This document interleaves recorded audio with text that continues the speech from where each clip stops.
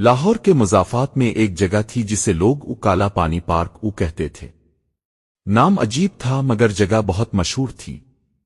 وہاں ایک بڑا سا جھیل نما تالاب تھا، جھولے تھے، ہریالی تھی، اور شام کے وقت روشنیوں کی وجہ سے ماحول کسی فلمی سین جیسا لگتا تھا۔ لیکن اس پارک کے بارے میں ایک بات سب کہتے تھے، سورج ڈوبنے کے بعد وہاں مت جانا۔ میں نے کبھی ان باتوں پر یقین نہیں کیا۔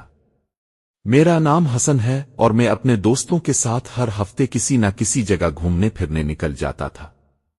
ایک دن ہم نے فیصلہ کیا کہ اس بار کالا پانی پارک چلتے ہیں۔ میرے ساتھ 3 دوست تھے، البلال اور زین۔ ہم چاروں نے دوپہر کے وقت نکلنے کا پلان بنایا، لیکن ٹریفک اور کچھ کاموں کی وجہ سے ہم وہاں شام 6 بجے پہنچے۔ پارک میں داخل ہوتے ہی عجیب سا سکون محسوس ہوا۔ ہلکی ٹھنڈی ہوا چل رہی تھی، درختوں کے پتے سرسراتے تھے اور دور سے بچوں کے ہنسنے کی آوازیں آ رہی تھیں۔ ہم نے کچھ تصویریں بنائیں، چپس اور کولڈ ڈرنک لی اور تالاب کے قریب جا کر بیٹھ گئے۔ تالاب کا پانی واقعی کالا سا لگ رہا تھا، جیسے پانی نہیں سیاہی ہو۔ علی نے مذاق میں کہا، یار اس میں تو جن رہتے ہوں گے۔ ہم سب ہنس پڑے۔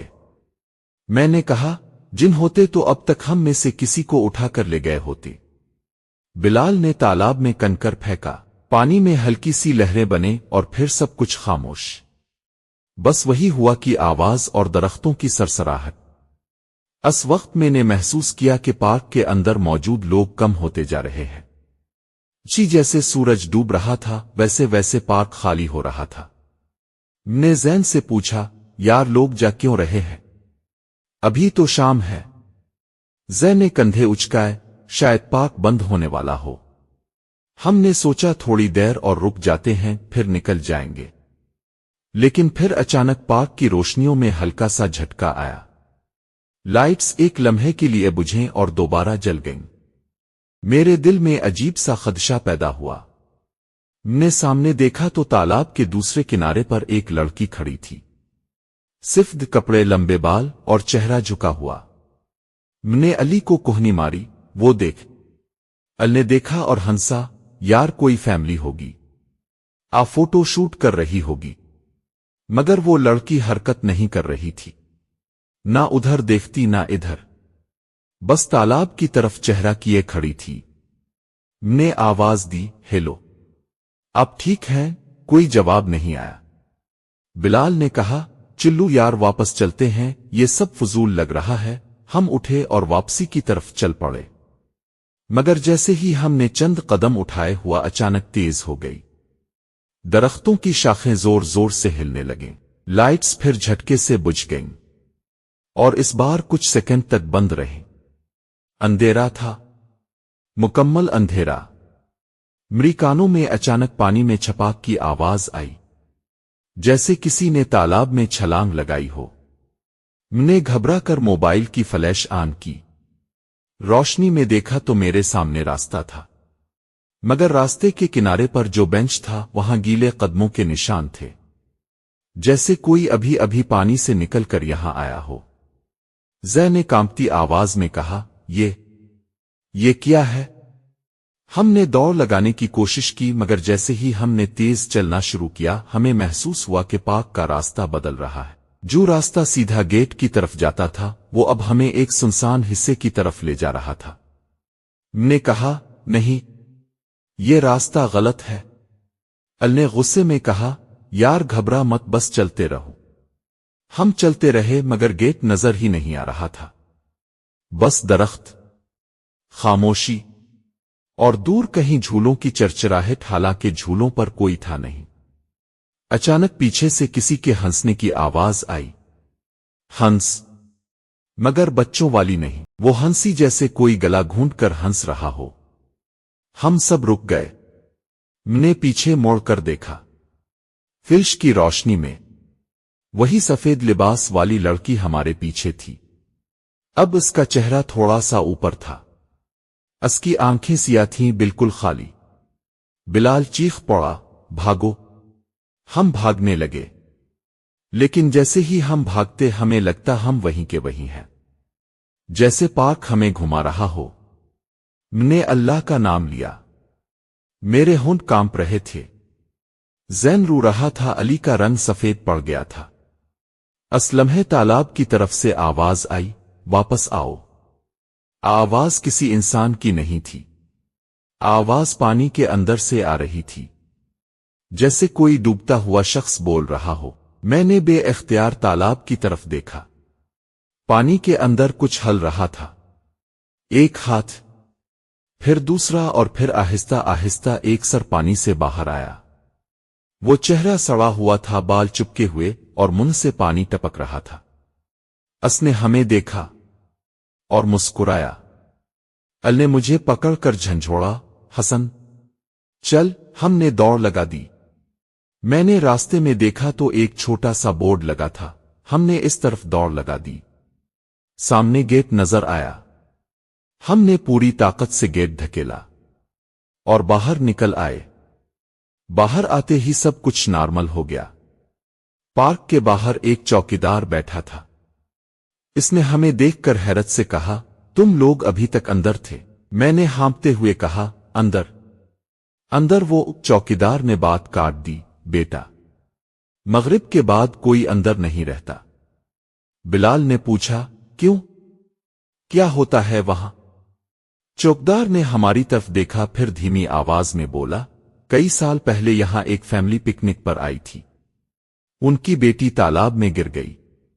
لوگ کہتے ہیں وہ مر گئی، مگر کچھ کہتے ہیں وہ اب بھی تالاب میں زندہ ہے، اور جو مغرب کے بعد وہاں جاتا ہے وہ اسے واپس بلاتی ہے۔ میرے جسم میں سرد لہر دوڑ گئی، میں نے پیچھے موڑ کر پارک کی طرف دیکھا۔ تالاب کے کنارے وہ سفید لباس والی لڑکی کھڑی تھی، اور اس بار وہ مسکرا رہی تھی۔ میں نے فوراً رخ موڑا اور ہم چاروں بغیر کچھ کہے بھاگتے ہوئے وہاں سے نکل گئے۔ اس رات کے بعد میں نے کبھی دوبارہ سیر و تفریح کے لیے شام کے بعد کسی پارک جانے کی ہمت نہیں کی، اور آج بھی جب کبھی پانی میں ہلکی سی چھپاک کی آواز آتی ہے، میرے کانوں میں وہی الفاظ گونجتے ہیں، واپس آؤ۔ ہم چاروں پارک سے نکل کر ایسے بھاگے جیسے پیچھے موت لگی ہو۔ سانس پھول رہی تھی، گلا خشک تھا، اور دل اتنی زور سے دھڑک رہا تھا کہ لگتا تھا ابھی سینہ پھاڑ کر باہر آ جائے گا۔ بلال نے گاڑی سٹارٹ کی، مگر ہاتھ اتنے کانپ رہے تھے کہ چابی بار بار گر جاتی۔ الچیخا، جلدی کر یار، وہ ابھی بھی دیکھ رہی ہے۔ میں نے پیچھے موڑ کر پارک کی طرف دیکھا۔ گیٹ کے اندر اندھیرا پھیل چکا تھا، صرف چند بلب ہلکی ہلکی روشنی دے رہے تھے، لیکن تالاب والے حصے میں ایک چیز واضح تھی، وہ لڑکی، وہ وہیں کھڑی تھی، سفید لباس، لمبے گیلے بال اور وہی سیاہ خالی آنکھیں، مگر اس بار وہ ہنس رہی تھی۔ اس کی ہنسی ہوا کے ساتھ ہمارے کانوں میں گھس رہی تھی، جیسے کوئی بہت قریب کھڑا ہو۔ زین نے کانپتے ہوئے کہا، ہم نے کچھ غلط کیا ہے، ہمیں نہیں جانا چاہیے تھا۔ اخر بلال نے گاڑی سٹارٹ کر لی، ہم نے رفتار بڑھائی اور پارک سے دور نکل آئے۔ جیسے ہی ہم نے شہر کی سڑک پکڑی، روشنیوں اور لوگوں کو دیکھ کر کچھ سکون ہوا۔ میں نے اللہ کا شکر ادا کیا اور کہا، بس اب کبھی اس طرف نہیں آنا۔ ال نے بھی سر ہلایا، قسم سے آج کے بعد میں پکنک کا نام نہیں لوں گا۔ ہم سب نے ایک دوسرے کو تسلی دی، لیکن اندر کہیں دل کے کسی کونے میں خوف باقی تھا، ایسا خوف جو لفظوں میں بیان نہیں ہو سکتا۔ گھر پہنچ کر میں گھر آیا تو امی نے پوچھا، بیٹا اتنے پریشان کیوں ہو؟ میں نے بہانہ بنایا، بس تھک گیا ہوں امی۔ سیدھا اپنے کمرے میں چلا گیا، کپڑے بدلے اور بستر پر لیٹ گیا، مگر نیند تو جیسے بھاگ گئی تھی۔ میرے ذہن میں بار بار وہی منظر آ رہا تھا، تالاب کا کالا پانی، وہ سفید لڑکی اور پانی سے نکلتا ہوا سڑا ہوا چہرہ۔ نے موبائل اٹھایا اور دوستوں کو میسج کیا، حسن سب ٹھیک ہونا؟ علی، ہاں، مگر ڈر ابھی تک ہے۔ بلال، یار میں نے خواب میں بھی وہی دیکھا۔ زیز، مجھے لگ رہا ہے ہم ابھی بھی وہاں ہیں۔ میں نے موبائل بند کر دیا۔ اس لمحے میرے کانوں میں ہلکی سی آواز آئی، چھپاک۔ میری جسم میں سردی دوڑ گئی، میں فوراً اٹھ کر بیٹھ گیا۔ کمرے میں مکمل خاموشی تھی۔ نے خود کو سمجھایا یہ صرف وہم ہے حسن، بس وہم۔ پانی پینے کے لیے باہر نکلا۔ گھر کے صحن میں چھوٹا سا ٹب رکھا تھا جس میں پانی بھرا رہتا تھا۔ میں جیسے ہی صحن میں آیا ٹب کے پانی میں ہلکی سی حرکت ہوئی۔ پانی کی سطح پر چھوٹے چھوٹے دائرے بننے لگے۔ میں نے ایک قدم پیچھے ہٹایا۔ تبے صحن کے کونے سے کسی کے چلنے کی آواز آئی۔ چپ چھپ چھپ، سی کوئی گلی پاؤں کے ساتھ چل رہا ہو۔ میں نے جلدی سے ٹارچ آن کی۔ روشنی صحن میں پھیلی تو میں نے دیکھا فرش پر گیلے قدموں کے نشان۔ وہ نشان میرے کمرے کی طرف جا رہے تھے۔ ٹانگیں کانپنے لگیں۔ میں نے چیخنے کی کوشش کی مگر آواز گلے میں پھنس گئی۔ آہستہ آہستہ قدم بڑھاتے ہوئے اپنے کمرے کے دروازے کے قریب پہنچا۔ دروازہ آدھا کھلا تھا، حالانکہ میں نے دروازہ بند کیا تھا۔